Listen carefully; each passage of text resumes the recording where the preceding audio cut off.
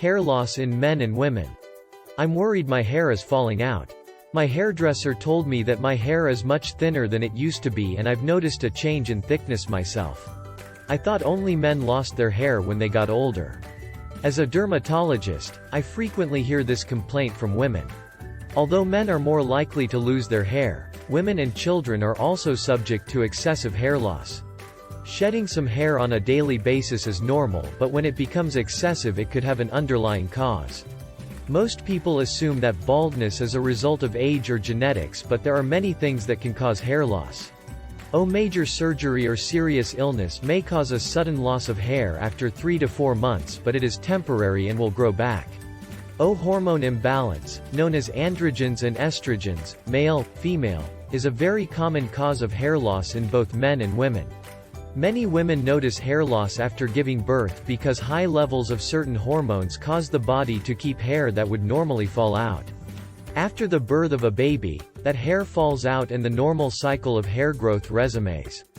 Some medicines cause hair loss, such as blood thinners, drugs for high blood pressure, gout, birth control pills, and antidepressants. Fungal infections of the scalp or an underlying disease such as lupus or diabetes can result in hair loss. What about pattern baldness? Everyone loses hair, but men lose it earlier, faster, and more extensively. This is due to what most people refer to as common baldness or male pattern baldness, which is responsible for 95% of all hair loss. This type of hair loss is usually inherited and is marked by a receding hairline and baldness on the top of the head. About 15% of all women develop some degree of pattern baldness, in which the hair becomes thin over the entire scalp. In some cases, female pattern hair loss can produce bald patches along with thinning. Hair follicles grow hairs within a normal cycle that lasts for 2 to 3 years. About 90% of the hair on your head is growing and about 10% is in a resting phase. After 3 to 4 months, the resting hair falls out and new hair begins to grow. For people with a genetic tendency for baldness, the hair begins to grow thinner, shorter, and lighter when they reach a certain age. Eventually, new hairs stop growing, creating a thin spot or balding. Genetic hair loss can begin as early as 17 years of age, and by age 50 approximately 60% of all men will show signs of significant hair loss. Pattern baldness begins most often between the ages of 24 to 38 years of age. Is there any hope for hair loss? When patients come to me with concerns about this loss, I ask questions about their diet, medicines they might be taking, and whether they have had a recent illness. Female patients are questioned about their menstrual cycle, pregnancies, and menopause to better understand hormonal triggers.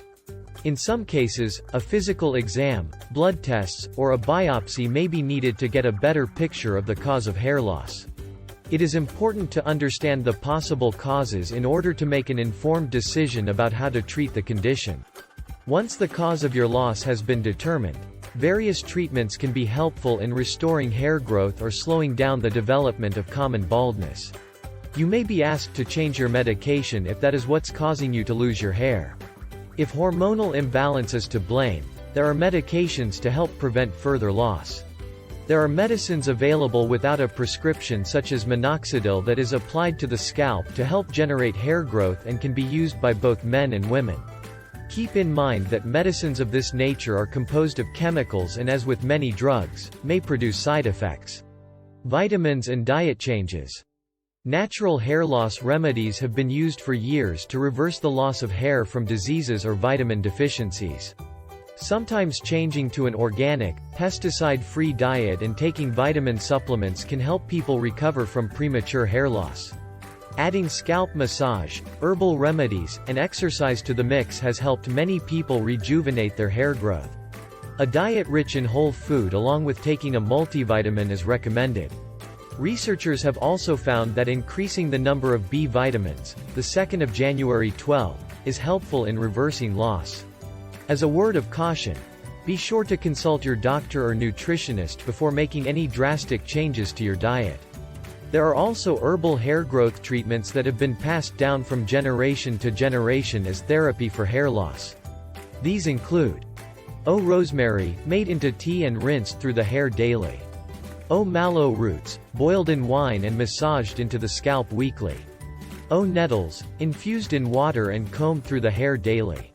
O. Artichoke leaves, simmered in water for several hours and applied as a nightly massage.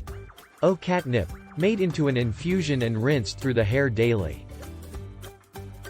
O. Parsley seeds, crushed and applied in powder form to the scalp monthly. The powder is allowed to remain overnight and brushed out thoroughly in the morning. If you find more hair than usual collecting in your shower drain or on your pillow each morning, check with your doctor. There could be a reason why you are losing more hair than normal. Don't assume your loss of hair is a result of common baldness. Consider trying some of the suggestions offered here to help restore your hair to its original fullness.